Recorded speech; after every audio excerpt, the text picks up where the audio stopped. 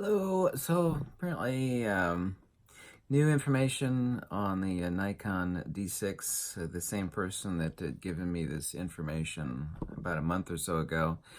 24 megapixel backside illuminated sensor. I actually predicted that like a half a year ago. The reason why it would be 24 megapixels rather than, something huge like is found on the Nikon D850 is due to, of course, pixel pitch. Every D series camera, D3, D4, D5, of course, are hardcore sports, action, and crappy low light photojournalism.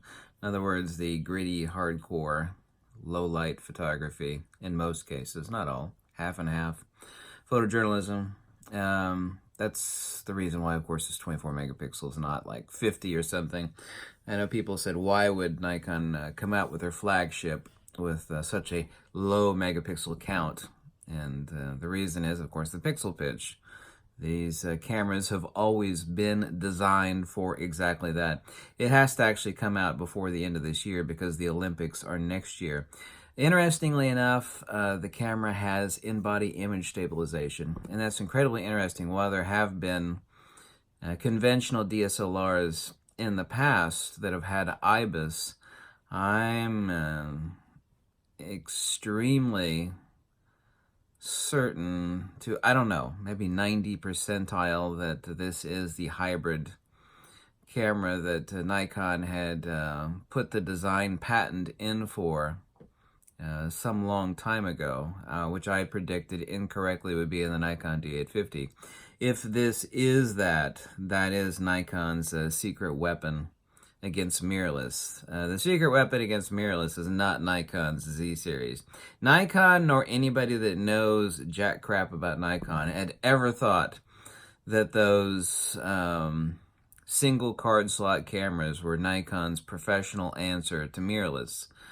They're their hedge, their entry hedge against mirrorless, but nobody that knows anything about cameras suffered even for a millisecond any delusion that those were, Nikon's professional mirrorless cameras. By the way, every, of course, DSLR ever made, when you go to live view mirror up mode, is a mirrorless camera. You take your Nikon D850, you stick it in mirror up mode, and take a look at the back of the LCD display. That is when a DSLR becomes a mirrorless. The only thing that actually defines, for those who don't know Nikon's patent on this, is that there is an EVF on the front of the pentaprism.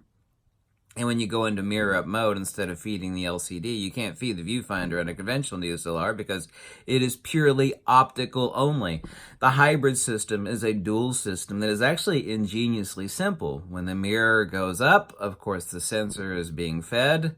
And instead of feeding the LCD, which all current Nikon DSLRs can do, well, most of them can do, a tiny EVF on the front of the pentaprism turns on and it projects into your eyeball. That's as simple as Nikon's hybrid patent gets. That's it. Doesn't sound very complicated, does it? It's because it's not. So let's go over the specs again, including the fact that it's a 4K 60 video. It is F-mount, okay? Not Z-mount, F-mount. Nikon continues to make all their professional lenses, okay? Z camera lovers, Nikon's hardcore professional glass is always still F-mount, like their new 500mm phase Fresnel lens that nobody can get a hold of because like the waiting period on it's like 1 year. All of the hardcore pro glass, let me repeat that again, is F-mount. If you think that the new Nikon D6 would be a Z-mount, you are smoking some really dirty street crack. You're smoking crack. Dual compact flash express cards, a completely bottomless buffer. That's been confirmed by several sources. A totally bottomless buffer. The same EL18B battery that is found for the Nikon D5. So 24 megapixel backside illuminated sensor, in-body image stabilization, dual compact flash express cards, the EL18B battery, 4K 60 video, F-mount. F-mount. They say there's a delay due to a glitch found in the bandwidth for buffering, because there is no buffer on this anymore, but there's a bandwidth issue apparently on the D5 that they're fixing. Yeah, that's it. And I said it does have to come out before the end of this year, because of the Nikon has always dropped their, oh God, look, Nikon, and then the Olympics come out. And you can predict every Nikon major camera, just as the D5 was, right before the Olympics. And so it has to drop this year before the Olympics, which is where at? Somewhere in Japan in 2020. But so apparently the announcement's been delayed by a month or two at most, but it has to come out this year. If it is, because of the fact that it has IBIS in it, if it is a hybrid camera,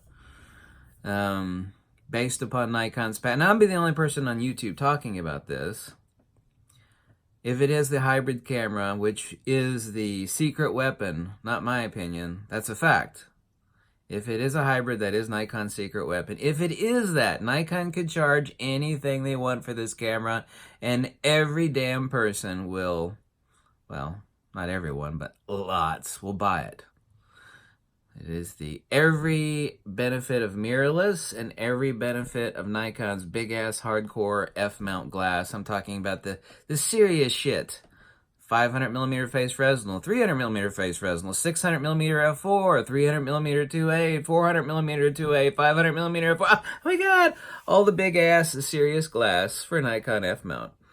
So Nikon knows that. They're not idiots. Well, they're partially idiots. At least they have been. Well, there's not as bad as Canon anyway. Canon just reported, by the way, a 23% drop in camera sales. Okay. Canon! Because every 3 years, Canon comes out with a 3-year-old camera. Let me repeat that. Every 3 years, Canon comes out with a 3-year-old camera.